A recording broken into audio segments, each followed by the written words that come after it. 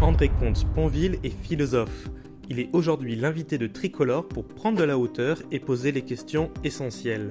Comment se construire à travers les grandes étapes de la vie? Que signifie être heureux? En somme, par ces temps politiques troublés, une bouffée d'oxygène. Abonnez-vous! Bonjour Monsieur Comte-Sponville. Bonjour. Merci d'avoir accepté notre invitation et bienvenue sur Tricolore. Merci à vous. Nous allons aujourd'hui aborder une série de sujets de société autour de la condition humaine telle qu'elle est aujourd'hui en 2024.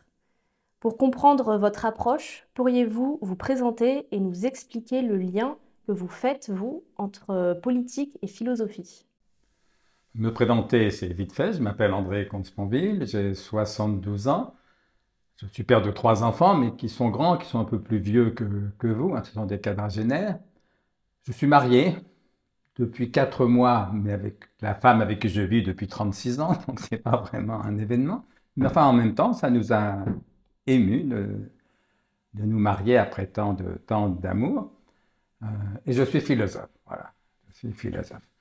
Quant au rapport entre la philosophie et la politique, c'est un rapport extérieur. C'est-à-dire que la philosophie n'est pas une politique, la politique n'est pas une philosophie. Elles sont même d'inspiration un peu opposée, puisqu'au fond, le philosophe cherche la vérité, alors le peu de vérité auquel nous avons accès, on a accès à une part de vérité, et que la vérité n'est ni de droite ni de gauche. C'est aussi bête que ça. Alors que la politique n'est pas à la recherche de la vérité, elle est à la recherche de la victoire. Et donc la droite n'est pas plus vraie que la gauche n'est pas plus vraie que la droite, mais ce qui compte, c'est le rapport de force entre les deux. Voilà, et donc ce sont deux choses complètement différentes. Du coup, s'il fallait m'interroger entre le rapport entre ma philosophie et mes positions politiques, je pense que c'est un rapport parfaitement extrinsèque. Je pourrais avoir la même philosophie et des opinions politiques opposées, et je pourrais avoir les mêmes opinions politiques et une toute autre philosophie. D'ailleurs, j'en veux pour preuve que mes lecteurs, certains partagent complètement mes idées philosophiques et pas du tout mes idées politiques, et d'autres c'est l'inverse. Ils partagent mes idées politiques et pas du tout mes idées philosophiques. Voilà. Autrement dit, là encore, la philosophie ne tient pas lieu de politique, la politique ne tient pas lieu de philosophie. C'est pour ça qu'on a besoin des deux. S'il fallait que je cherche un trait commun entre mes positions politiques et philosophiques, la seule chose que je pourrais dire, c'est qu'au fond, dans les deux cas, j'ai horreur des dogmatiques. C'est-à-dire de ceux qui prétendent connaître la vérité absolument et que tous les autres ont tort. C'est pas mon cas. J'ai des opinions politiques avérées, on pourra y revenir. J'ai des opinions philosophiques, des thèses philosophiques très précises. On pourra y revenir, mais dans les deux cas, je reconnais tout à fait qu'on peut ne pas être d'accord avec moi sans être pour autant ni un salaud ni un imbécile. Autrement dit, je suis à la fois tolérant, je dirais pas sceptique, mais non dogmatique. C'est pas la même chose. Ne pas être dogmatique, c'est pas forcément être sceptique. Là encore, on pourra rentrer dans les détails. Mais voilà, vraiment le trait commun entre mes positions politiques et mes positions philosophiques. Pour le reste, j'assume très tranquillement les deux, mais ce sont deux domaines vraiment différents. Et la politique a encore besoin de la philosophie aujourd'hui? Tout le monde a besoin de la philosophie, mais la politique, ça n'existe pas. C'est une abstraction. C'est vous qui avez besoin de la philosophie. C'est moi, c'est votre compagnon, vos enfants, vos parents, si vous voulez. Bref, ce sont les individus qui ont besoin de philosophie. Je dirais, ce sont les peuples qui ont besoin de politique, mais les peuples ne sont composés au fond que d'individus. Donc nous avons tous besoin et de philosophie et de politique, mais ne comptons pas sur la philosophie pour nous dire pour qui voter. Et ne comptons pas sur la politique pour nous dire ce qu'il faut penser. Ce sont deux domaines différents. Merci. Nous allons discuter au cours de cet entretien des différentes étapes de la vie et de la façon dont on peut construire sa vie malgré les difficultés que l'on rencontre dans une société qu'on pourrait qualifier de société mortifère, un manque de repères. C'est un constat qui est assez partagé. Et le tout avec un regard philosophique moderne. C'est vrai que vous avez souvent une philosophie assez accessible. Donc tout d'abord, l'enfance. À quoi devons-nous veiller chez un enfant et que devons-nous retenir du temps de l'enfance aujourd'hui? Il faut d'abord veiller à sa vie. Les enfants sont très fragiles.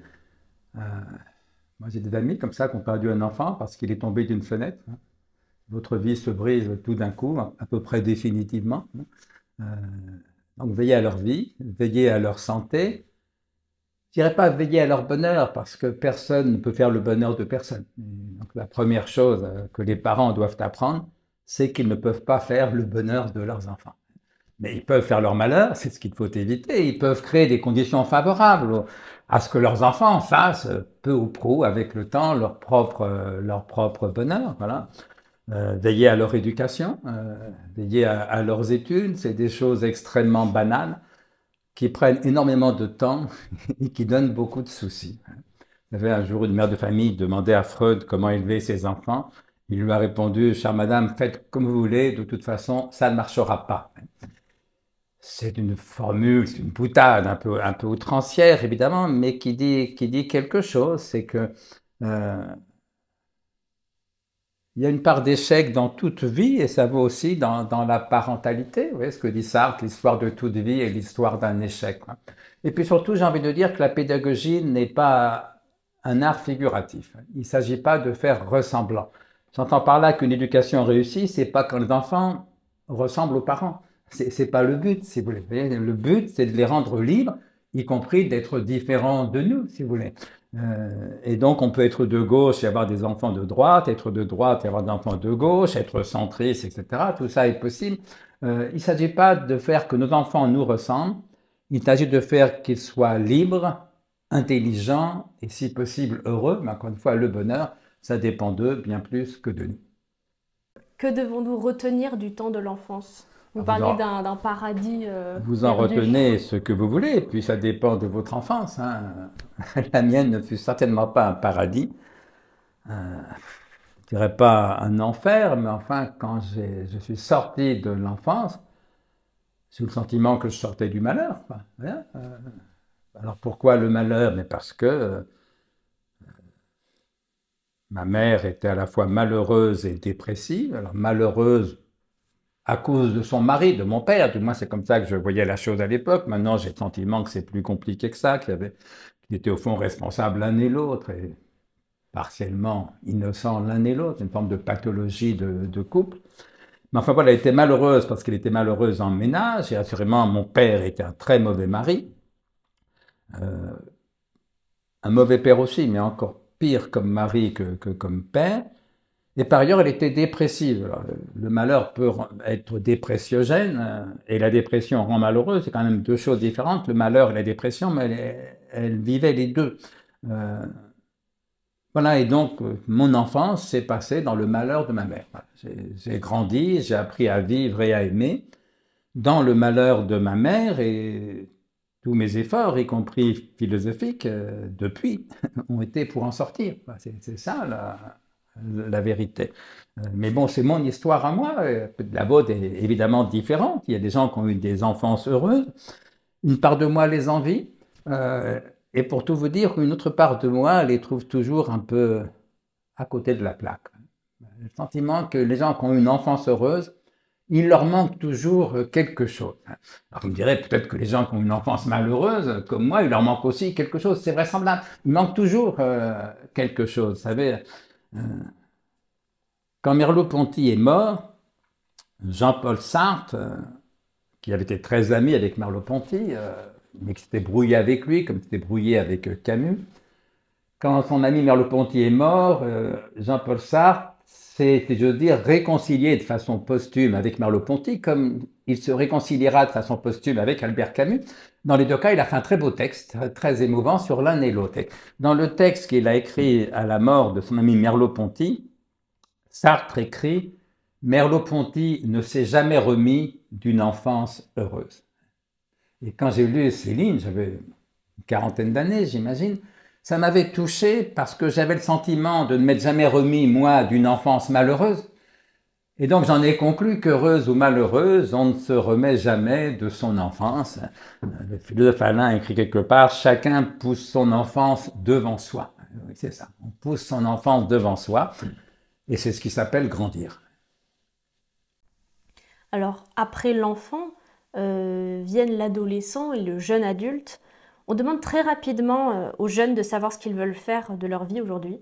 Ils sont notés sans arrêt, ils sont nombreux, alors là où les places sont limitées à l'université.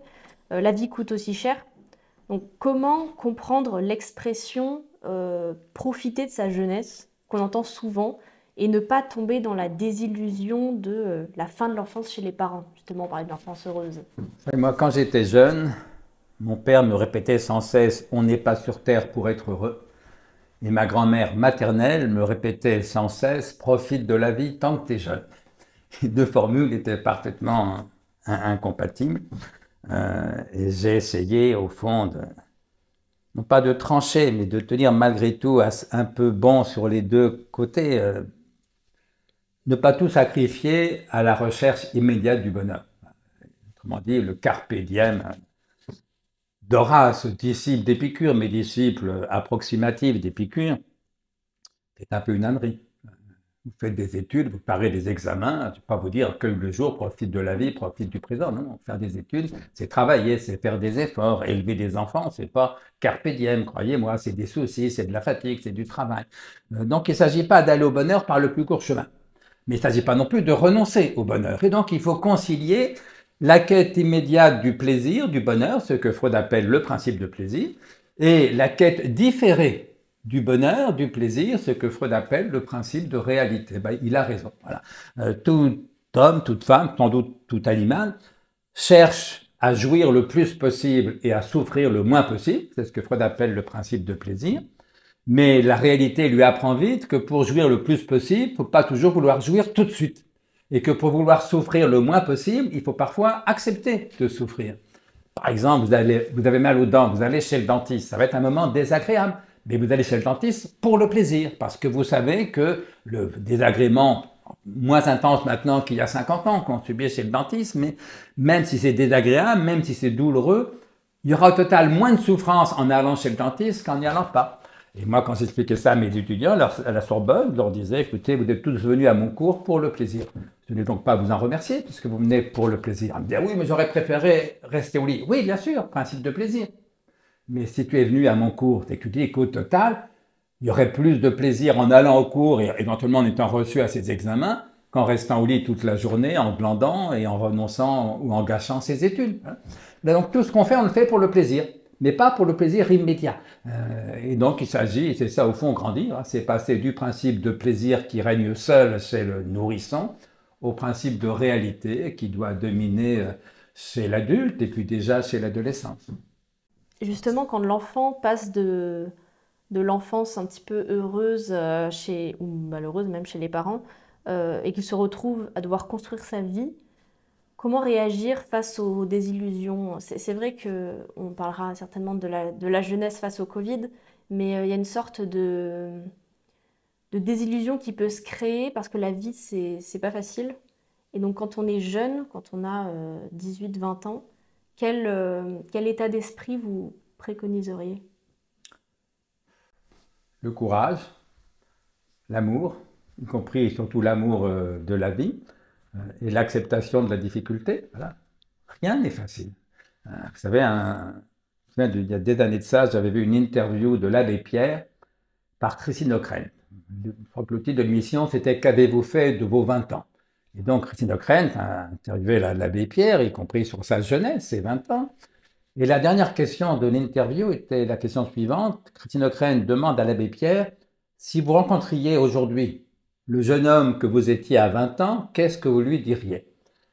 Et l'abbé Pierre, un peu surpris par la question, prend quelques secondes de réflexion et puis répond de sa voix déjà très, très fatiguée, c'était déjà un vieux monsieur.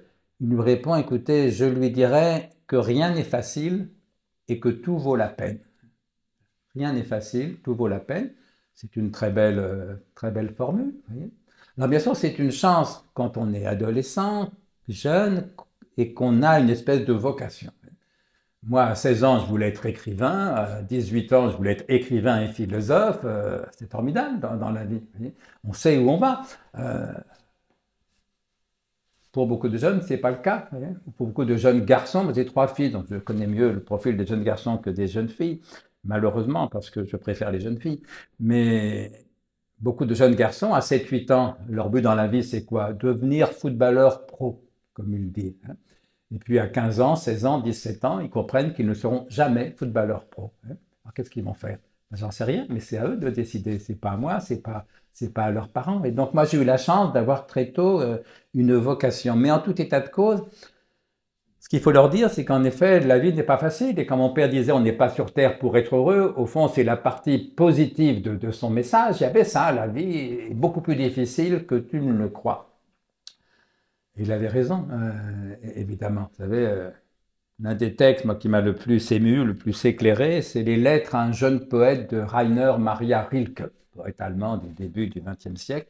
C'est une vraie correspondance. Un jeune poète lui écrit et Rilke lui répond. Il y a plusieurs lettres comme ça. Et bizarrement, dans cette correspondance qui n'était pas faite pour être éditée, en quelques pages, Rilke merveilleusement atteint l'essentiel.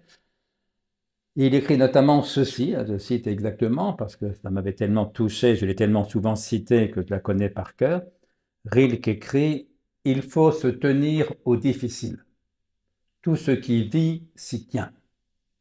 Il est bon d'être seul, car la solitude est difficile. Il est bon aussi d'aimer, car l'amour est difficile. » Fin de citation. Voilà, c'est ça qu'il faut dire aux jeunes gens. Hein. Il faut se tenir au difficile. Tout ce qui vit s'y tient. Il est bon d'être seul parce que la solitude est difficile. Il est bon d'aimer parce que l'amour est difficile. Et je dirais que 50 ans après, 60 ans après, j'ai 72 ans, donc il y a longtemps que je suis plus jeune, ça continue à m'éclairer. Simplement, la difficulté, après, ça dépend de la chance qu'on a. Moi, j'ai eu beaucoup de chance professionnellement. Je voulais écrire, j'ai écrit. Je voulais être prof de philo, j'ai été prof de philo. Mes livres ont eu du succès, je vis confortablement. Donc, de ce point de vue, j'ai beaucoup de chance. Dans la vie privée, j'en ai eu moins. J'ai eu ma dose de malheur, et peut-être plus que beaucoup de mes amis. Mais que la vie soit difficile, ça, c'est bien clair. Et même très difficile. Une formule d'Arthur Adamoff, qu'on ne lit plus guère, un auteur de théâtre, qu'on appelle ça le théâtre de l'absurde, un peu avec Beckett et Ionesco. Sauf qu'Adamoff écrit dans un de ses textes autobiographiques, intimes, il écrit peut-être pensant à Albert Camus, le mythe de Sisyphe, il écrit « La vie n'est pas absurde, elle est seulement difficile, très difficile ». Arthur Adamoff. Je pense qu'Arthur Adamoff a raison, que Rilke a raison, il faut te tenir au difficile. La vie n'est pas absurde, non pas qu'elle ait un sens, mais ce qui est absurde, c'est de chercher un sens. Une fois qu'on ne cherche plus de sens, on comprend qu'elle n'est pas absurde, elle est ce qu'elle est. La vie n'est pas absurde, elle est simplement difficile, très difficile. Et pourtant, elle est merveilleuse. C'est formidable d'être vivant, c'est formidable d'être jeune. C'est un cadeau merveilleux que la vie nous fait. Et donc, il faut en profiter. Voilà. Et ma grand-mère avait raison aussi, et je vous dis la même chose que ma grand-mère. Profitez de la vie tant que vous êtes jeune, mais ne renoncez pas pour autant à faire des efforts. N'oubliez pas pour autant que la vie est difficile, très difficile. Elle est à la fois très belle, parfois atroce, mais belle y compris dans l'horreur, et très difficile. Et que diriez-vous à un jeune qui sombre dans l'ennui, qui est déjà au commencement de sa vie désabusé? En fait, quand on parlait de difficultés, je me disais, est-ce que le temps de la jeunesse, ce serait justement cette période où l'on est plus que jamais confronté à ce que Jean Kelevitch dit entre l'aventure, l'ennui, le sérieux? Justement, parce qu'on est à la fois au début de sa vie, mais en même temps on doit planifier l'avenir. Comment est-ce qu'on se positionne D'abord, il faut accepter de s'ennuyer. L'ennui fait partie de la condition humaine. Je ne sais plus quel auteur disait, c'est une formule que j'ai lue en exergue, je ne sais plus quel roman, et j'en ai oublié l'auteur, mais l'exergue disait « Je n'ai pas peur de l'ennui. L'ennui, c'est la vérité à l'état pur. » Et je crois que c'est assez vrai. Vous passez 24 heures dans votre chambre, vous allez vous ennuyer, c'est à peu près inévitable. Et c'est bien, c'est la condition humaine. Tout ce que dit Blaise Pascal, tout le malheur des hommes tient à une seule chose, qu'ils ne peuvent pas rester 24 heures dans une chambre sans rien faire. Parce que, explique Pascal dans les lignes qui suivent, s'ils restent 24 heures dans une chambre sans rien faire, alors inévitablement arrive l'ennui, le chagrin, la tristesse, l'angoisse, le désespoir. Ça fait partie de la condition humaine. Alors bien sûr, on peut éviter ça en se divertissant, parce qu'elle appelle le divertissement, c'est-à-dire tout faire, s'agiter beaucoup pour oublier l'essentiel. À savoir quoi? Le peu qu'on est et la mort qui nous attend. Voilà, c'est pas une vie philosophique, mais donc l'ennui, il a ceci de bon qu'il vous ramène à l'essentiel. Le peu que vous êtes, le peu de bonheur dont vous êtes capable et la mort qui vous attend. Et donc, il faut prendre le temps de s'ennuyer. Je pense qu'une partie des problèmes de nos jeunes gens, c'est qu'ils ne prennent plus le temps de s'ennuyer. Il y a toujours un écran, toujours des choses à faire sur Internet ou que sais-je. Ils prennent plus le temps de s'ennuyer. Et donc, dès lors qu'ils s'ennuient un peu, par exemple en cours, ils considèrent que le prof a tort. C'est un mauvais prof puisque je m'ennuie. Mais je vous mets au défi de faire un cours d'histoire, d'économie, de grammaire où personne ne s'ennuie jamais. Donc les bons élèves, c'est pas ceux qui ne s'ennuient pas, c'est ceux qui acceptent de s'ennuyer. Moi, la plupart des livres de philosophie que j'ai lus, tous, pratiquement sans exception, comportaient de longues plages d'ennui, y compris les chefs-d'œuvre absolus. La critique de la raison pure de Kant, le traité de la nature humaine de Hume, je mets au défi quiconque de lire ça sans jamais s'ennuyer. Et pour ma part, je m'y ennuyais souvent, mais ce sont des chefs-d'œuvre. C'est comme ça qu'on devient philosophe. Mais ça fait pareil pour un historien. Lire un livre d'histoire, forcément, il y a des moments où on s'ennuie. Donc, première chose, il faut accepter de s'ennuyer. L'ennui fait partie de la condition humaine et il est plutôt sain, parce qu'il pousse à en sortir. Alors on peut en sortir par le divertissement, le loisir, Internet, les pornos, les séries, etc. que c'est. Et puis on peut en sortir en travaillant. C'est autre chose, l'une des phrases qui m'a sauvé la vie. C'est une formule de Baudelaire dans ses carnets intimes. Baudelaire écrit exactement ceci. Là encore, je vais la citer exactement parce que ça m'a tellement frappé, je l'ai tellement cité que je la connais par cœur. Baudelaire écrit « Il faut travailler. Sinon par goût, du moins par désespoir. Tout compte fait, travailler est moins ennuyeux que s'amuser. » Je trouve ça formidable, formidable. Et quand j'ai lu ça à 18 ans, 19 ans, le ciel s'est ouvert. Parce que là, voilà encore un génie qui dit l'essentiel en une phrase. Il faut travailler, sinon par goût, du moins par désespoir. Tout compte fait, travailler est moins ennuyeux que s'amuser. Et donc, je me suis mis au travail.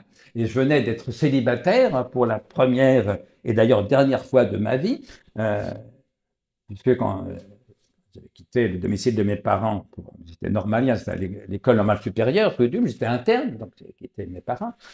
Et dès le début de cet internat, je me suis mis en couple avec une jeune fille, elle aussi normalienne, d'ailleurs une jeune mathématicienne. Et on est resté ensemble 5 ans. Et au bout de 5 ans, on se sépare, d'ailleurs dans de très bons termes, sans fâcherie, mais on trouvait qu'on avait un peu besoin de vivre autre chose, elle comme moi. Et donc je suis célibataire, seul, pour la première fois de ma vie. Vous vous réveillez le matin chez vous, vous êtes seul, il n'y a personne. Et comme c'était juste après la radiation, je me dis, ben voilà, tu veux écrire, il est temps de t'y mettre.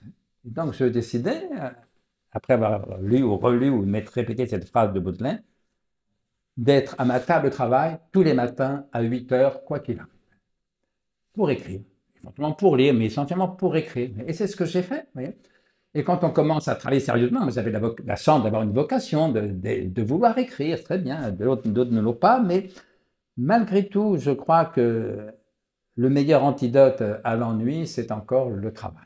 Si possible, en trouvant un travail qu'on est capable d'aimer. C'est pour ça que c'est tellement important pour les jeunes de te choisir une formation, quelque chose qui puisse les intéresser. Et là encore, pour nos jeunes garçons qui ne s'intéressent qu'au football, une fois qu'ils comprennent qu'ils ne sont pas footballeurs, c'est difficile de se mettre au travail. Pour les jeunes filles que je connais moins, mais qui peut-être ne s'intéressent qu'à quoi, qu'au cinéma, par exemple, qui rêvent d'être vedettes de cinéma et qui à 17-18 ans comprennent qu'elles ne seront jamais une star ou le comprennent à 25 ans, il faut quand même se mettre au travail, vous voyez. Donc c'est là où on découvre que la vie est difficile.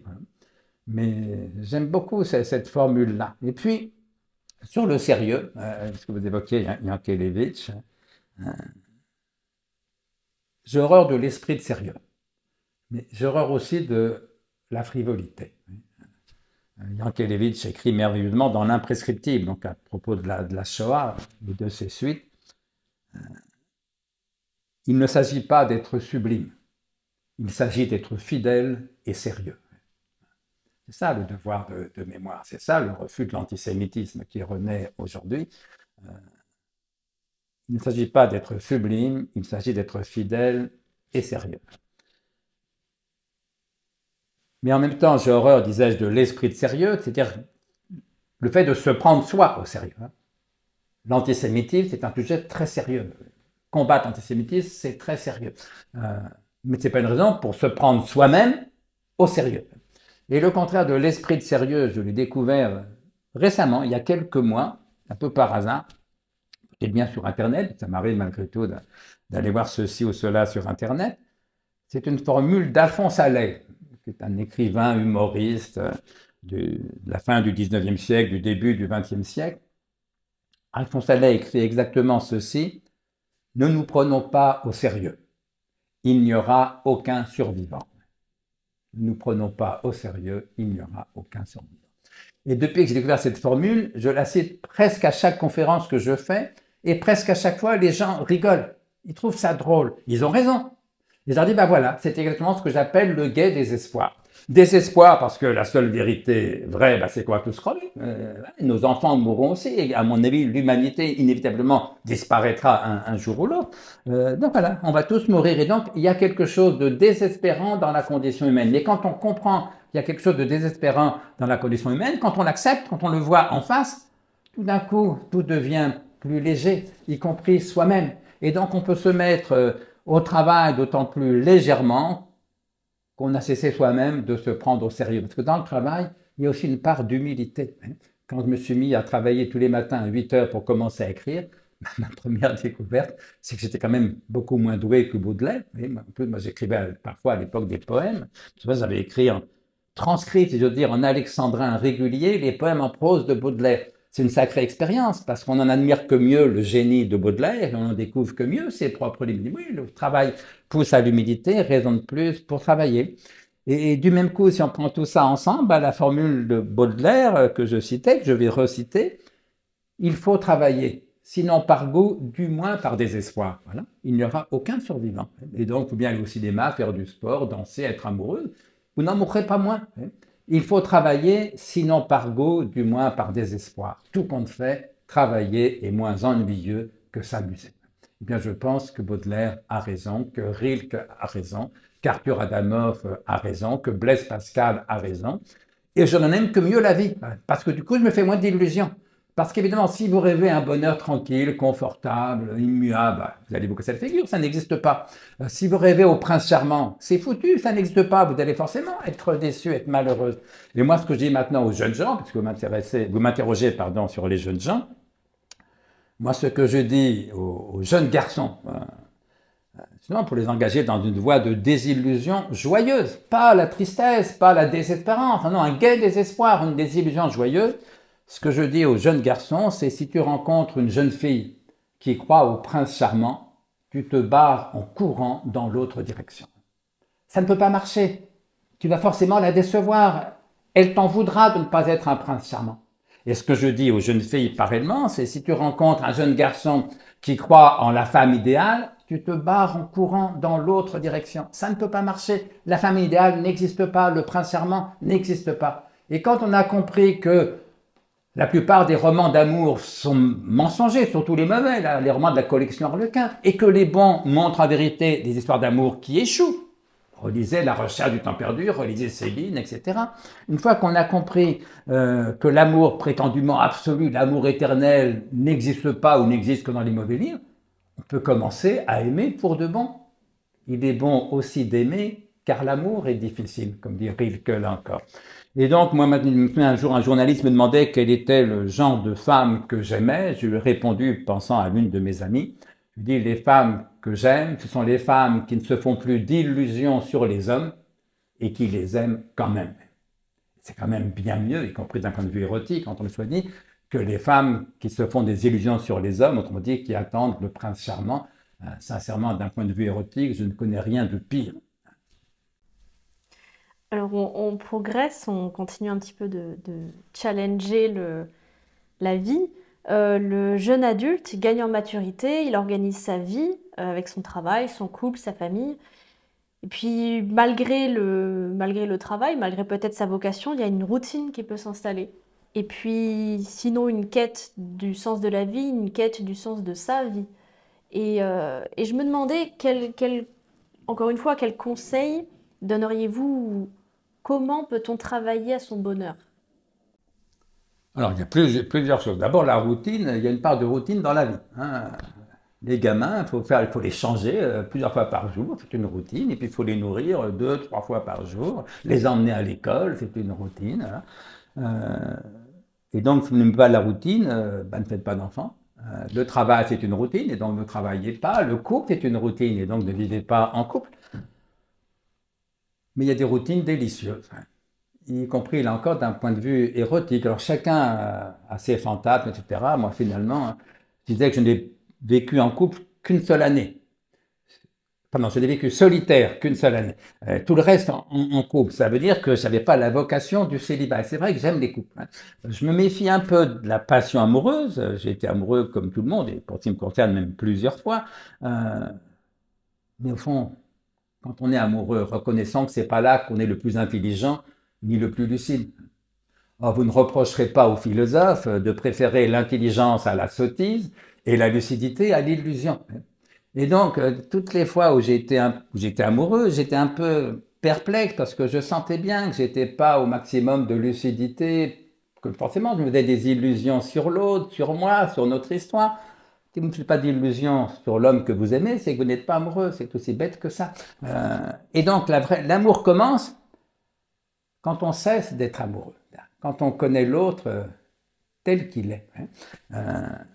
Autrement dit, c'est la chanson de Joe Dassin, on s'aimera encore lorsque l'amour sera mort. C'est là que ça devient formidablement intéressant.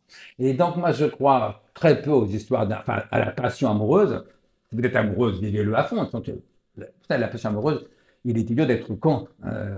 Quand elle est là, vous êtes amoureuse, point barre. Et puis c'est pas grave, parce que de toute façon ça ne durera pas. C'est ça le truc. Alors une fois qu'on a compris que la passion amoureuse ne dure pas, vous savez, il y a un livre de Beigbeder, le romancier contemporain, que j'avais lu parce qu'on devait faire un débat, lui et moi, ensemble, sinon je ne l'aurais pas lu, mais bon, je l'avais acheté, le titre du livre, un roman, c'était « L'amour dure 3 ans ». Je trouvais que 3 ans, c'est quand même beaucoup. Je n'ai jamais été amoureux pendant 3 ans de suite, et je pense que c'est impossible. Alors je lis le livre, et il explique « L'amour dure 3 ans, 1 an de passion, 1 an de tendresse, 1 an d'ennui ». Alors là, d'accord. Là, ça correspond à peu près à ce que j'ai vécu. Sauf que, il y a des couples heureux. Quand on est ensemble, on ne s'ennuie pas. Autrement dit, où on est passé de la passion amoureuse, ce que j'appelle éros en grec, c'est l'amour selon Platon, le manque dévorant de l'autre, à ce que les Grecs appelaient philia, qu'on traduit un peu platement par amitié, mais au sens où, voilà, si vous vivez en couple et que vous me présentez votre compagnon, vous allez me dire, je vous présente mon ami. Philia. Vous n'allez pas dire, je vous présente mon amoureuse. J'espère que vous n'êtes pas niaise à ce point. Peut-être que vous êtes amoureuse, mais c'est votre ami. Autrement dit, l'ami, c'est quoi? C'est l'amoureux qui ne manque plus. C'est l'amoureux dont on partage la vie. C'est ça le couple. Passer d'éros, la passion amoureuse, à philia, la joie d'aimer. Autrement dit, aimer pour Platon, c'est manquer de l'autre, ce qu'il écrit dans le banquet de Platon, alors que pour Aristote ou Spinoza, aimer, c'est se réjouir, comme dit merveilleusement Aristote. Et comme dit Spinoza, l'amour est une joie qu'accompagne l'idée d'une cause extérieure. Autrement dit, aimer pour Spinoza, c'est pas manquer de l'autre, c'est pas être amoureux de l'autre, c'est jouir et se réjouir de l'existence de l'autre, de la présence de l'autre, de l'amour de l'autre. C'est ça un couple heureux. 2 solitudes qui se saluent et qui s'inclinent l'une devant l'autre, comme écrit merveilleusement là encore Rainer Maria Rilke. Et donc c'est ça qu'il faut apprendre à vivre, si on a le goût de ça. Et moi j'ai le goût de ça. C'est-à-dire que les passions amoureuses, j'y crois pas trop, j'en ai vécu comme tout le monde, et j'en ai vécu aussi les limites et l'achèvement. En revanche, les couples me bouleversent. Le mien, ça fait 36 ans que je vis avec la même femme, mais aussi les couples des autres quand ils sont heureux, finalement. Je reviens à l'ennui. Il n'y a pas de couple où l'on ne s'ennuie jamais. Les couples où on ne s'ennuie jamais, ça n'existe que dans les mauvais romans d'amour, mais il est très très mauvais, la collection Harlequin, là encore. Un couple heureux, c'est pas un couple où l'on ne s'ennuie jamais, arrêtez de rêver. Non, un couple heureux, c'est déjà par exemple un couple où l'on s'ennuie beaucoup moins à deux que tout seul. C'est déjà pas mal, les célibataires en savent quelque chose. Et un couple vraiment très heureux, c'est un couple où l'on s'ennuie beaucoup moins à deux qu'avec tous les autres. Et là, croyez-moi, ça devient franchement délicieux. Et c'est ça que des millions de gens vivent en couple. Et autrement dit, il y a des millions de gens qui vivent dans des couples malheureux, mais aussi des millions de gens qui vivent dans des couples heureux, à peu près heureux, c'est-à-dire heureux, qui donnent tort à Platon parce qu'ils n'aiment pas celui ou celle qui leur manque, ils aiment celui ou celle qui ne leur manque plus, puisqu'ils leur font ce cadeau bouleversant de partager leur vie et leur lit. Et On peut l'illustrer, je sens que vous êtes perplexe ou touché. Enfin, je profite du moment de silence pour ajouter un exemple. Souvent, je dis ça dans mes conférences. Je fais souvent des conférences sur le bonheur, sur l'amour. Je dis souvent aux gens, souvenez-vous du 14 février dernier, la dernière Saint-Valentin.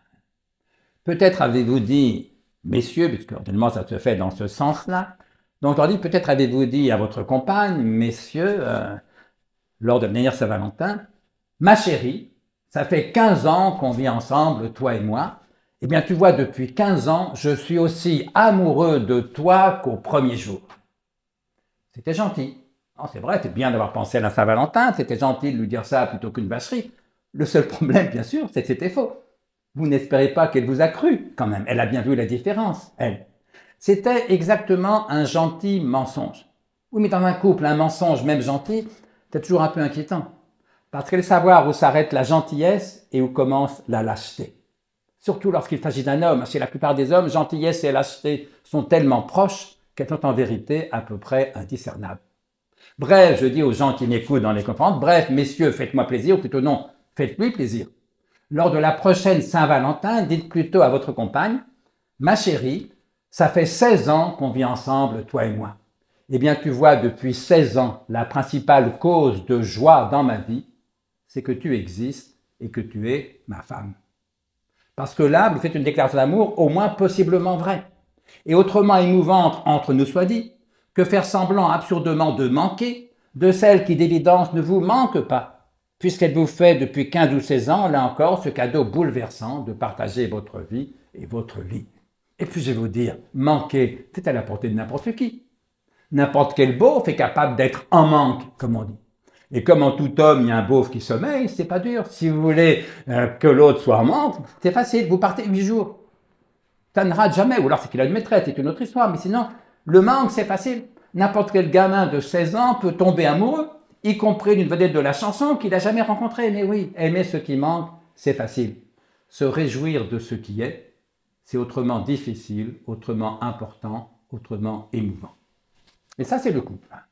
Et Éluard écrivait à Neusch, son épouse, « On ne peut me connaître mieux que tu ne me connais. » Quand on est amoureux, ce n'est pas l'autre qu'on aime, c'est les illusions qu'on se fait sur l'autre. Et donc, quand on apprend à le connaître, c'est ça la vie de couple. Des fois, l'amour disparaît. Et puis d'autres fois, l'amour ne disparaît pas, il change. Et au lieu d'aimer les illusions qu'on se faisait sur l'autre quand on en était amoureux, on aime la vérité désillusionnée de l'autre.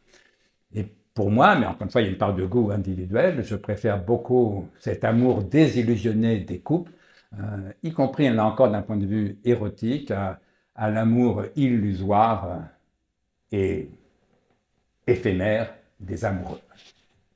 Ça me fait penser à toute autre chose. Vous savez, on entend souvent des gens qui disent j'attends d'être heureux seul pour être heureux à deux. Moi, personnellement, je pense que je ne serai jamais heureuse seule et que je serai heureuse en construisant mon bonheur à deux. Qu'est-ce que vous en pensez justement de ça? Bon, il ne faut jamais attendre. Il ne faut jamais attendre rien. Il faut travailler. Mais attendre passivement, ce n'est pas la peine. J'avais attendu que mes livres me tombent sur tout fait, je ne les aurais jamais écrits. Et donc, je me suis mis à travailler sans attendre, à 8 heures du matin, tous les matins. Je reviens à ce que j'évoquais tout à l'heure. Après, il ne faut pas ériger son propre cas en généralité. Moi, encore une fois, Je n'avais pas la vocation du célibat. En plus, je suis le contraire, on va entrer dans les confidences, mais je suis le contraire d'un dragueur. Hein. Je suis incapable d'aborder une jeune femme ou une jeune fille dans la rue, incapable. Hein. Peut-être par timidité, peut-être aussi par goût de la vérité, c'est-à-dire faire semblant d'avoir envie de discuter alors que j'ai envie de faire l'amour avec elle ou avec une femme, quelle qu'elle soit. Il y a une part de mensonge dans la drague que j'en suis incapable. Et donc, quand je suis célibataire, je suis vraiment seul. Hein, c'est-à-dire que je ne suis pas le genre à avoir une femme un soir, pas de femme, non, je suis seul. Et donc, un an de célibat que j'ai vécu, ça a été quasiment un an sans femme, à une ou deux histoires ponctuelles, des coups d'un soir, comme on dit, mais dont je ne suis pas spécialement fier et dont je n'étais pas spécialement heureux. Donc, il y a ça aussi, c'est que quand on n'est pas un dragueur, soit on est seul, soit on vit en couple. Je crois que c'est Folon, dans un de ses films, le personnage disait ceci. Quand je ne suis pas seul, je me dis, ah là là, si j'étais libre. Il croise une jeune femme dans la rue qu'il ne connaît pas, ah là là, si j'étais libre. Quand je ne suis pas seul, je me dis, ah là là, si j'étais libre. Et quand je suis libre, je suis seul. Et il faut choisir, on ne peut pas être à la fois célibataire et en couple, libre et accompagné. Si vous voulez. Ou alors c'est le polyamour, mais là, il faut vraiment avoir une psychologie très particulière pour être capable de vivre ça. Je ne suis pas un partageux dans ce domaine-là. Voilà, et donc, moi, mon bonheur, effectivement, c'est d'être à deux, beaucoup mieux que tout seul. Il y a des gens qui sont très bien seuls et pour lesquels le couple est insupportable. Et donc, chacun fait comme il veut. La seule chose, me semble-t-il, c'est de ne pas se raconter d'histoire. Et donc, de ne pas attendre le bonheur, il faut essayer de le faire, et de ne pas attendre le bonheur de l'autre. Hein. Il faut bien comprendre, je l'ai déjà dit tout à l'heure à propos des enfants, mais personne ne peut faire le bonheur de personne. Le jour où les parents comprennent qu'ils ne peuvent pas faire le bonheur de leurs enfants, la vie de famille en est considérablement améliorée, facilitée. Le jour où les hommes comprennent qu'ils ne peuvent pas faire le bonheur de leur épouse, le jour où les femmes comprennent qu'elles ne peuvent pas faire le bonheur de leurs époux, de leurs compagnons, la vie de couple devient tout d'un coup beaucoup plus lucide, beaucoup plus vraie, beaucoup plus libre et souvent beaucoup plus heureuse. Parce que quand on compte sur l'autre pour faire mon bonheur, forcément, dès qu'on n'est pas heureux, on le reproche à l'autre. Et puis enfin, il faut comprendre ce qu'est le bonheur. Autrement dit, il faut d'abord comprendre qu'il n'y a pas de bonheur absolu, confortable, tranquille. Le bonheur n'est pas un état, c'est un faire. Le bonheur, on ne fait pas ce bonheur une fois pour toutes, on le fait chaque matin, chaque soir, et à peu près.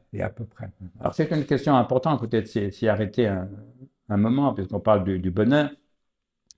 La vraie question, c'est qu'est-ce que le bonheur? Alors, c'est une question plus difficile qu'on ne pourrait le croire, parce que comme disait Kant au XVIIIe siècle en Allemagne, Kant écrit « Le bonheur est un idéal non de la raison, mais de l'imagination ». Autrement dit, le bonheur, tout le monde en rêve, idéal de l'imagination, mais personne ne sait exactement ce que c'est, ni encore moins comment l'atteindre. Eh bien, moi, je vais vous dire ce qu'est le bonheur. Alors, avant de vous dire ce qu'est le bonheur, disons d'abord ce qu'il n'est pas. Le bonheur, ça n'est évidemment pas une joie constante, permanente, immuable. Ça, c'est ce que j'appelle la félicité. Et bien sûr, ça n'existe pas. En tout cas, pas sur Terre. Au paradis, si vous y croyez peut-être, mais sur Terre, c'est exclu pour toutes sortes de raisons, mais d'abord parce que c'est contradictoire. La joie, elle est explosion, jaillissement, augmentation de puissance, passage à un degré supérieur d'existence, comme dirait Spinoza. Et donc, elle est instable par définition. Donc, le bonheur, ça n'est pas une joie constante, permanente, immuable, ça n'est pas la félicité. Le bonheur, ça n'est pas non plus la satisfaction de tous nos désirs, la satisfaction de tous nos penchants, comme écrit sottement Kant, immense génie par ailleurs, mais là encore, parce que c'est impossible. C'est impossible pour deux raisons. D'abord, parce que nos désirs sont ouverts à l'infini. Et donc, ils sont jamais tous satisfaits, puisque notre vie est vouée à la finitude, nos désirs sont ouverts à l'infini, donc il y a toujours une part d'insatisfaction. I can't get no satisfaction, c'est la chanson des Rolling Stones, ils ont parfaitement raison. Et puis par ailleurs, la satisfaction de tous nos désirs, ça serait formidablement ennuyeux. Là, on tomberait dans l'ennui selon Schopenhauer, dont j'ai très souvent parlé dans mes livres ou mes conférences. La satisfaction de tous nos désirs, c'est ce que j'appelle la plénitude. On pourrait appeler ça la satiété, mais disons la plénitude. Donc le bonheur, ça n'est pas la félicité, ça n'est pas une joie constante, permanente, immuable. Le bonheur, ça n'est pas la plénitude, ça n'est pas la satisfaction de tous nos désirs. Alors qu'est-ce que le bonheur? Eh bien, je vais vous proposer une définition qui va vous paraître, au premier abord, fort triviale et même décevante, et que je crois en vérité extrêmement éclairante. Ma définition est la suivante. Le bonheur, c'est simplement le contraire du malheur. Vous allez me dire, on n'est pas très avancé. On est considérablement avancé. Parce que le bonheur, à la limite, personne ne sait ce que c'est. Idéal de l'imagination, non de la raison. Lequel de nous peut dire j'étais pleinement heureux pendant 8 jours, pendant 6 mois, pendant 3 ans? Personne n'en sait rien en vérité. Alors que le malheur, je sais ce que c'est. Parce que le malheur, c'est pas un idéal de l'imagination. C'est pas un idéal du tout. Le malheur, c'est une expérience. On l'a vécu ou on ne l'a pas vécu. Et on est des millions, des milliards sur Terre à l'avoir vécu. Et moi qui ai vécu le malheur, du coup, je sais d'expérience ce que c'est.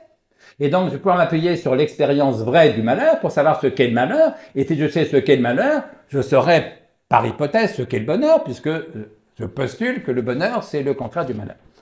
Alors, mon expérience vraie du malheur m'amène à proposer la définition suivante. J'appelle malheur tout laps de temps, toute durée, où toute joie paraît immédiatement impossible. Vous vous réveillez le matin, la joie n'est pas là, et vous savez de source sûre qu'elle ne sera pas là de la journée, ni les jours ou les semaines qui viennent, parce que vous avez perdu l'être que vous aimiez le plus au monde, ou parce que vous souffrez atrocement d'une maladie incurable, que sais-je. Bref, toute joie est immédiatement impossible, c'est ce que j'appelle le malheur. Le bonheur, disais-je, c'est le contraire du malheur. J'appelle donc bonheur tout laps de temps, toute durée, où la joie vous paraît immédiatement possible. Pas toujours réelle, ne rêvez pas, ça c'est la félicité, ça n'existe pas. Mais immédiatement et continuellement possible. Par exemple, vous vous réveillez le matin, la joie est là ou elle n'y est pas. Pour moi, pour tout vous dire, le matin, elle y est rarement. J'ai des réveils plutôt difficiles. Mais vous savez que la joie peut venir, qu'elle va venir sans doute dans la journée, et puis qu'elle repartira, et puis qu'elle reviendra. Eh bien, ces longs moments, là, ça peut durer des mois, des années, où la joie vous paraît immédiatement et continuellement possible, c'est ce que j'appelle le bonheur. Alors, des fois, les gens me disent, mais c'est pas la définition des dictionnaires. C'est vrai. Dans le dictionnaire, on vous dit état de pleine satisfaction, ce que j'appelle la plénitude. Sauf que quand on interroge les Français, ou c'est vrai dans tous les pays du monde, on leur demande « Êtes-vous heureux ?» Ça fait des dizaines d'années qu'on pose la question. Et régulièrement, 70 ou 80% des Français répondent oui à cette question. Alors quand j'étais jeune philosophe, je me disais « Les gens mentent, c'est pas possible, ils se racontent des histoires, ils font semblant d'être heureux. » Mais pas du tout. On leur demande « Êtes-vous heureux ?» Leur première réaction se dit « Au fond, je suis pas malheureux. » Et donc oui, je suis heureux. Et je crois qu'il y a là une part de vraie sagesse pratique, plutôt que d'être malheureux, de n'être pas heureux. Vous savez ce qu'écrit joliment Flaubert dans une lettre à l'un de ses amis? Ce redoutable petit mot, bonheur, qui fit couler tant de larmes. Et oui, les gens se disent, je ne suis pas heureux, et paf, ils tombent en larmes, si vous voulez. Non, non, plutôt, au lieu d'être malheureux, de n'être pas heureux, soyons heureux de n'être pas malheureux. Et maintenant, quand quelqu'un me dit le bonheur, ça n'existe pas, alors c'est un intellectuel qui dit ça, parce que les gens de bon sens font bien la différence entre être heureux et être malheureux. Quand un intellectuel me dit le bonheur, ça n'existe pas, j'ai deux réactions. La première, c'est de me dire, en voilà encore un qui confond le bonheur et la félicité, ou le bonheur et la plénitude. Alors, à la limite, il a raison, ça n'existe pas, mais c'est une question de définition. On n'a pas la même définition du mot bonheur. Et puis deux, je me dis surtout, en voilà encore un qui n'a jamais été vraiment malheureux, ne serait-ce qu'une fois dans sa vie. Parce que ceux qui ont été vraiment malheureux au moins une fois dans leur vie, ils savent par différence que le bonheur aussi existe. Le bonheur, c'est simplement quand on n'est pas malheureux. Et donc le bonheur, ça n'est pas de l'absolu, c'est pas la béatitude, c'est pas la félicité, c'est pas la plénitude, c'est du relatif. Mais qu'est-ce que c'est bon? Et il suffit d'avoir été vraiment malheureux pour s'en rendre compte. Au-delà du... Un dernier mot, vous savez, c'est ce qu'écrit Jules Renard dans son merveilleux journal. Je suis un homme heureux car j'ai renoncé au bonheur. Dans mon langage, ça veut dire je suis un homme heureux car j'ai renoncé à la plénitude, j'ai renoncé à la félicité. Et donc le conseil qu'il faut donner aux jeunes gens, c'est surtout ne cherche pas la félicité, ne cherche pas la plénitude, ça n'existe pas, c'est impossible. Profite des longs moments où tu n'es pas malheureux, des longs moments où la joie est possible. Et donc voilà, le bonheur c'est l'écrin, la joie c'est la perle, mais pas une joie toujours réelle, la félicité qui n'existe pas, mais une joie immédiatement et continuellement possible. C'est ce que j'appelle le bonheur. Et en ce sens, voilà, je suis un homme heureux. Pas toujours joyeux. Il est très loin, tous mes désirs sont très loin d'être satisfaits, mais un homme heureux, puisque quand je me réveille le matin, et encore une fois, c'est des réveils plutôt difficiles, mais je sais que la joie peut venir dans la journée, qu'elle viendra sans doute, et que l'important, c'est d'en profiter. Le bonheur et le malheur sont des notions assez extrême, on pourrait dire.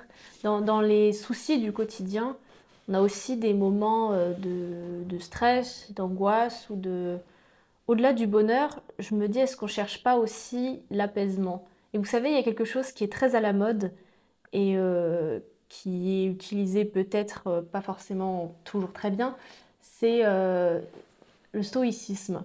Et je voulais savoir si vous pourriez nous en dire un mot sur l'importance d'être stoïque, et d'être justement, on parlait voilà, de relativiser, de ne pas se faire d'illusions. Est-ce que le stoïcisme peut aussi nous aider dans l'apaisement, dans le bonheur? Vous savez, il y a deux grandes sagesses hellénistiques, comme on dit. Autrement dit, des sagesses grecques un peu tardives. Je ne parle pas de la Grèce classique, Platon, Aristote, mais de la Grèce à partir de l'Empire d'Alexandre. Dans la Grèce hellénistique, il y a deux grandes écoles de sagesse, l'épicurisme et le stoïcisme. Et moi, je suis beaucoup plus proche, métaphysiquement et éthiquement, de l'épicurisme. C'est une philosophie du plaisir et de l'amitié, donc du plaisir et de l'amour, ça me paraît très bien, et de la sérénité, mais sérénité fondée sur l'acceptation de la mort, du néant qui nous attend, et ne demandant rien au Dieu. Donc, je ne suis pas du tout stoïcien, j'insiste là-dessus parce que pour les journalistes, ils ont vite fait de me cataloguer dans la série néo-stoïcien, ce qui ne veut pas dire grand-chose. Mais en revanche, ce qui est vrai, c'est qu'il y a une idée stoïcienne qui est juste et que donc je fais mienne. C'est la grande disjonction qu'on trouve chez Épictète entre ce qui dépend de nous et ce qui n'en dépend pas. Et toute la sagesse stoïcienne consiste à désirer ce qui dépend de nous, donc à vouloir, donc à agir, plutôt qu'à désirer ce qui ne dépend pas de nous, donc à espérer et donc à avoir peur. Comme dit Spinoza, il n'y a pas d'espoir sans crainte, ni de crainte sans espoir. Et là, ça nous amène à un point d'anthropologie fondamentale, à la question « qu'est-ce que l'homme ?» Évidemment, la réponse la plus traditionnelle, c'est celle d'Aristote, que je vénère. Aristote est assurément l'un des plus grands philosophes de tous les temps, peut-être le plus grand de tous d'ailleurs avec Kant, mais bon. À la question « qu'est-ce que l'homme ?» Aristote répond « l'homme est un animal raisonnable ». Autrement dit, la raison serait le logos, en grec, la raison et le langage serait le propre de l'homme. Et c'est vrai pour ce qui est de l'espèce humaine. Mais ce n'est pas du tout mon essence à moi. Ce n'est pas du tout votre essence à vous. Parce que si la raison était votre essence et la mienne, comme la raison est la même en vous et en moi, nous aurions la même essence. Et donc nous serions exactement le même être. Ce qui d'évidence n'est pas le cas. Et donc, la raison est l'essence spécifique de l'humanité en tant qu'espèce, ou je dirais plutôt, la forme traditionnelle, le propre de l'humanité. Mais elle n'est pas l'essence individuelle de qui que ce soit.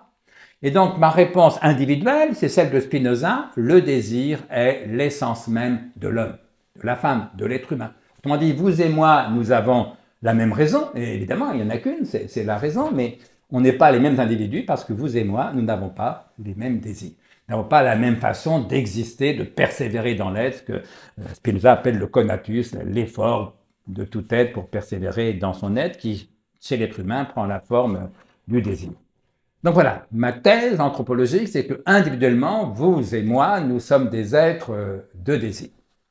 Sauf que, il y a trois formes principales de désir. L'espoir, la volonté, l'amour. Vous allez voir que ça nous amène au stoïcisme, et d'ailleurs aussi à l'épicurisme. Il y a désir dans les trois cas. On ne peut pas espérer ce qu'on ne désire pas, ni vouloir ce qu'on ne désire pas, ni aimer ce qu'on ne désire pas. Oui, il y a désir dans les trois cas, mais d'évidence, ce n'est pas le même type de désir. Alors, quelle différence y a-t-il, pour commencer par là, entre l'espoir et la volonté? La différence est la suivante, c'est que l'espoir, c'est un désir dont la satisfaction ne dépend pas de moi. Par différence avec la volonté, qui est un désir dont la satisfaction dépend de moi.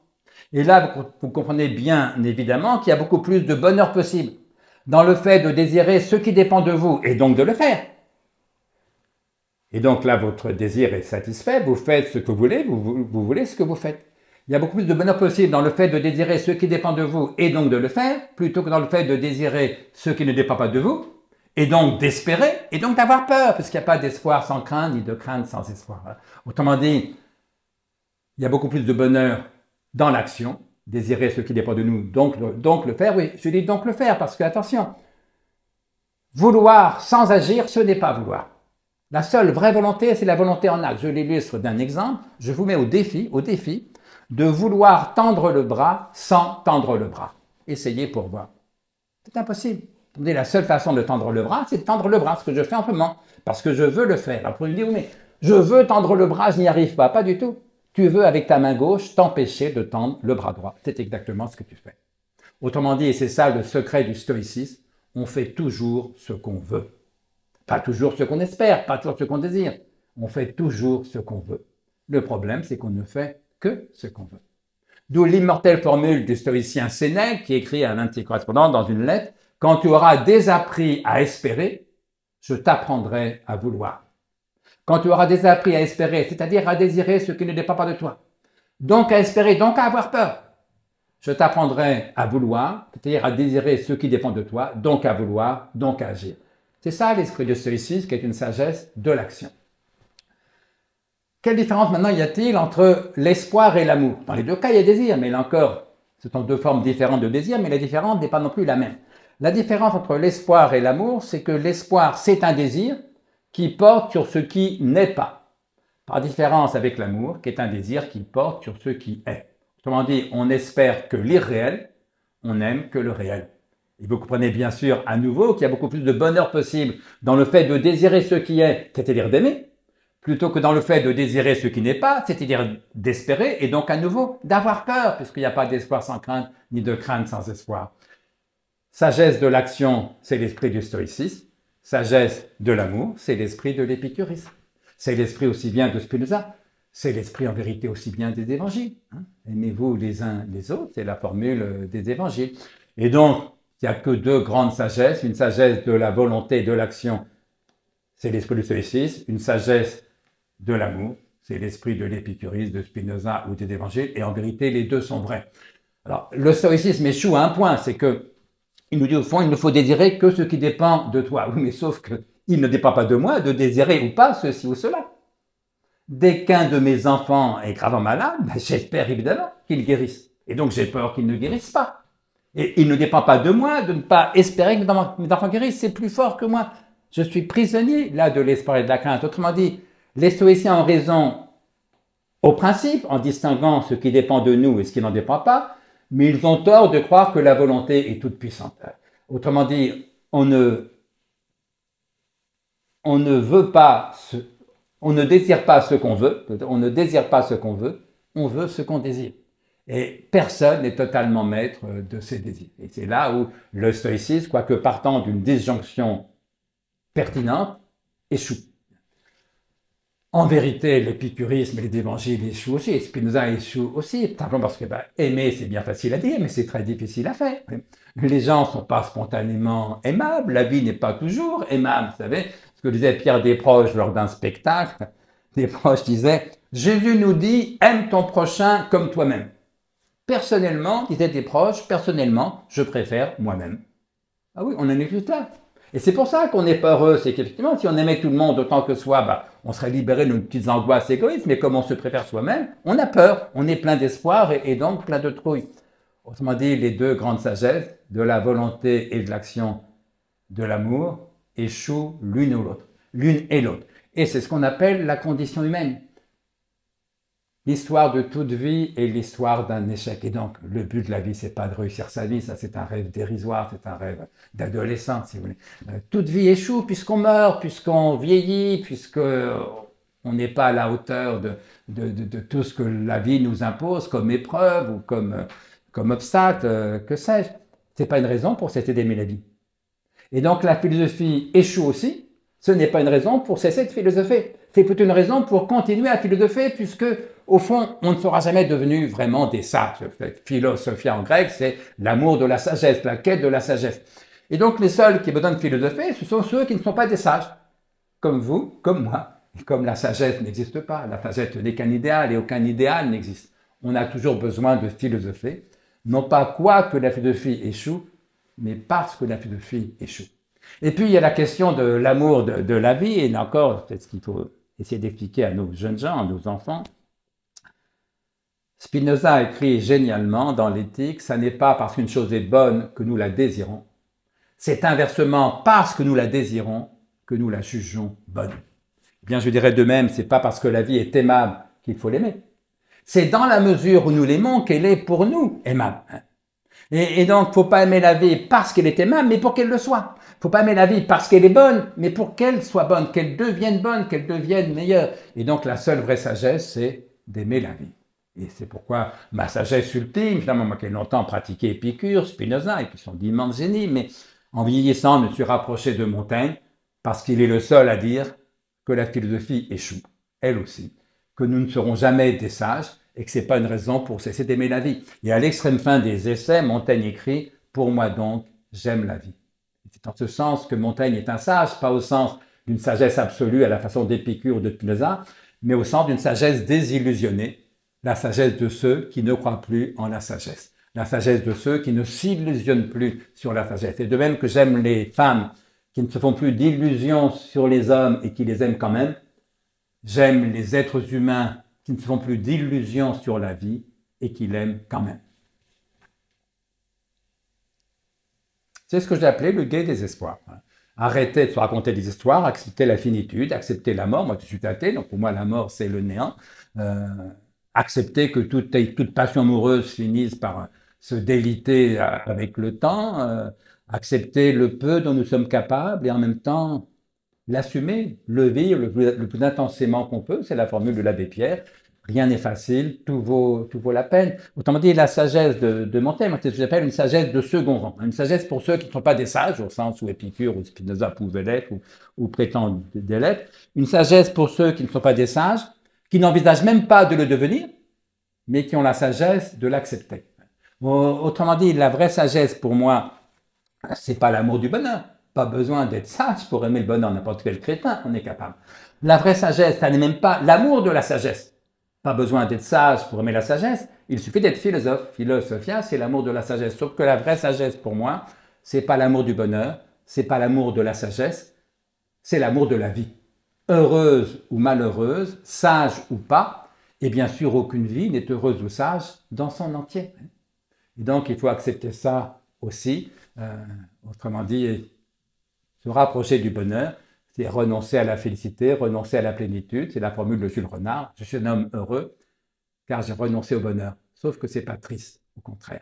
Et que, au fond, en vieillissant, je redécouvre, j'approfondis à quel point être vivant, c'est délicieux. Et d'autant plus que, d'évidence, pour moi, la mort s'approche. Si vous voulez, j'ai eu un AVC il y a 2 ans maintenant et j'ai mieux pris conscience, je le savais déjà, de ma mortalité, mais de ma fragilité. D'évidence, je suis en quelque chose plus mortel que vous. Alors, on l'est tous les deux absolument, mais vu notre différence d'âge, le plus vraisemblable de très loin, et fort heureusement, c'est que je meurs avant vous. Et du coup, j'ai avec la vie un rapport de fragilité, mais plutôt délicieuse qu'angoissée. Moi, je n'ai aucunement peur de la mort, simplement comme je sens que, et je sais et je sens à la fois que la vie en moi est plus fragile que quand j'avais votre âge, je crois qu'en quelque chose, j'en profite mieux. Et puis, il faut dire aussi quelque chose aux jeunes gens. Vous savez, les économistes ont mesuré le taux de bonheur de façon un peu triviale, un peu bébête, mais ce sont des économistes mais assez efficaces.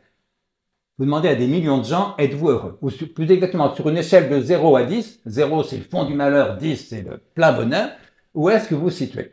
Et vous faites des statistiques. Vous allez donc pouvoir confronter statistiquement le niveau de bonheur, notamment à l'âge. Il y a des tas d'exceptions individuelles, mais statistiquement, il n'y a aucun doute.